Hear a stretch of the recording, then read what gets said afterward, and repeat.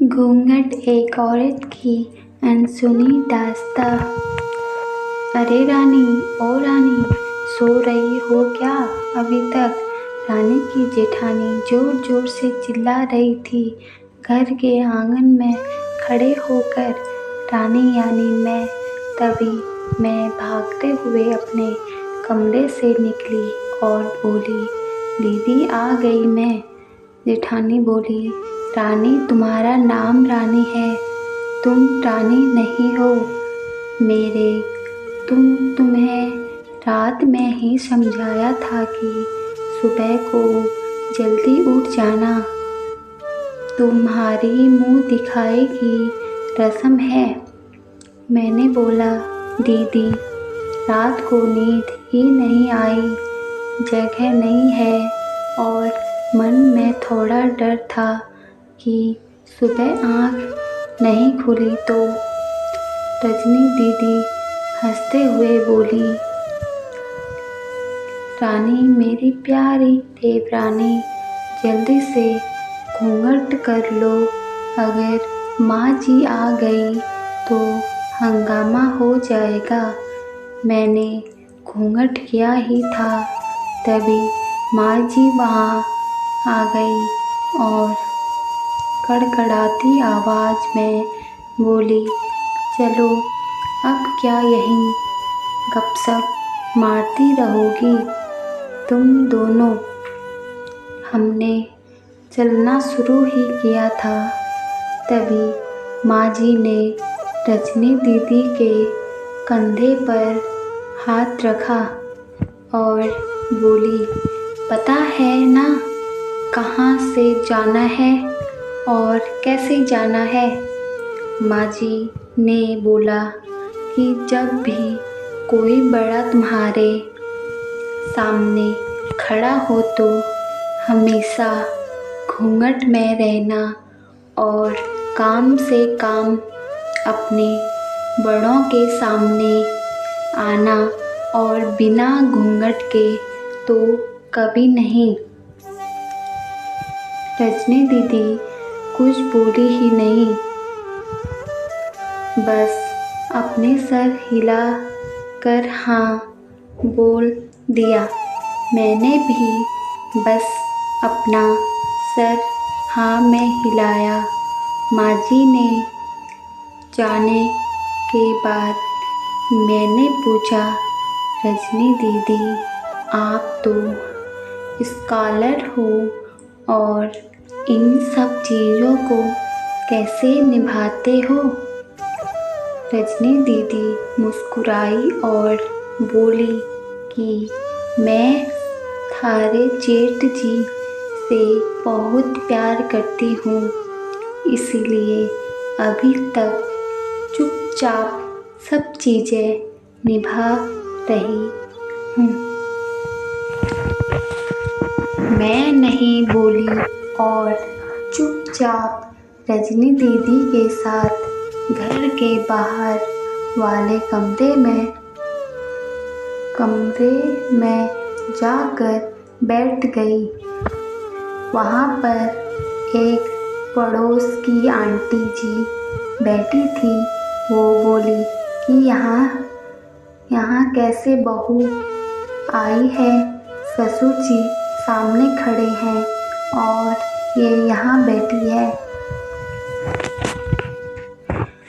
मुझे कुछ समझ ही नहीं आया।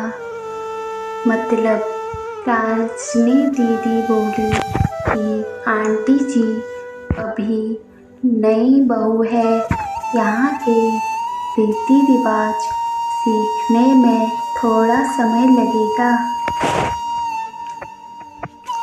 रजनी दीदी मुझसे वहाँ से उठाकर मेरे कमरे में छोड़ेगी।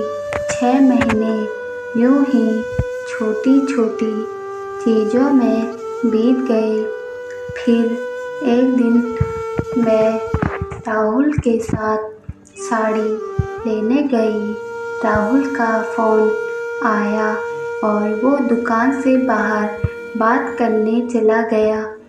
साड़ी की दुकान पर मैं बेधड़क होकर साड़ी देख रही थी, तभी साथ में बैठे हुए अंकल जी खांसे। एक बार, फिर 2 बार, फिर 3 बार मैंने साड़ी वाले भैया से बोला कि भैया इन अंकल जी को पानी दे दो, बहुत खांसी हो रही है। इन्हें अंकल जी के भड़क उठे और बोले, क्या बदतमीज लड़की है, ये कुछ शर्म लिहाज है या नहीं।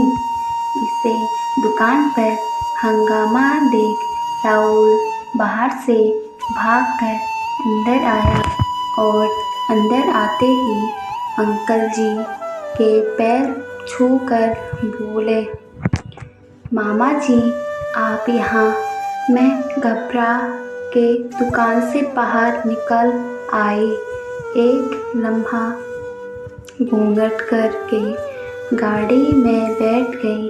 राहुल बाहर आया और गाड़ी में बैठकर गाड़ी बहुत तेज चलाने लगा। मैंने धीमी आवाज़ में बोला, गाड़ी बहुत तेज चला रहे हो, कहीं एक्सीडेंट ना हो जाए।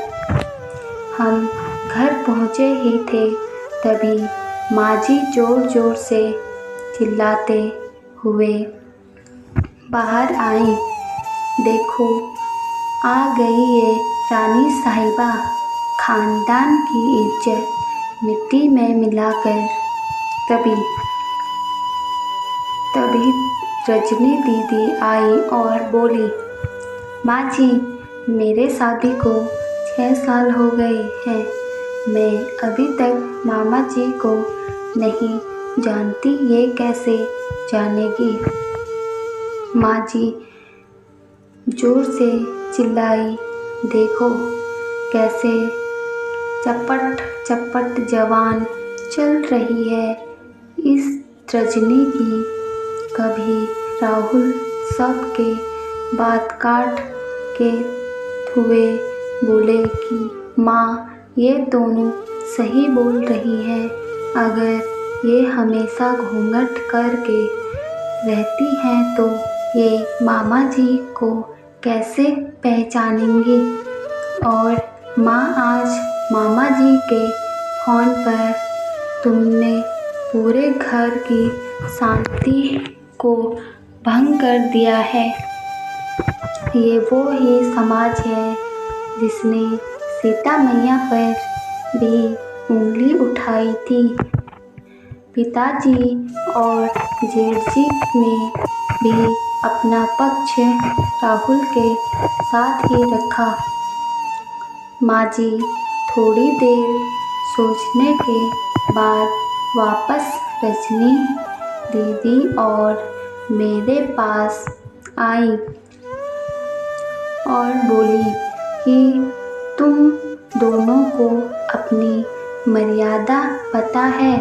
मुझे उम्मीद है कि तुम कभी भी मेरा सिर शर्म से नीचे नहीं झुकने दोगी।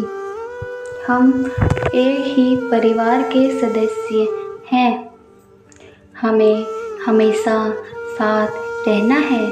अच्छा वक्त हो या बुरा वक्त, हर सदस्य को अपनी मर्यादा पता है। माँ जी ने मुझे और रजनी दीदी को गले लगा लिया।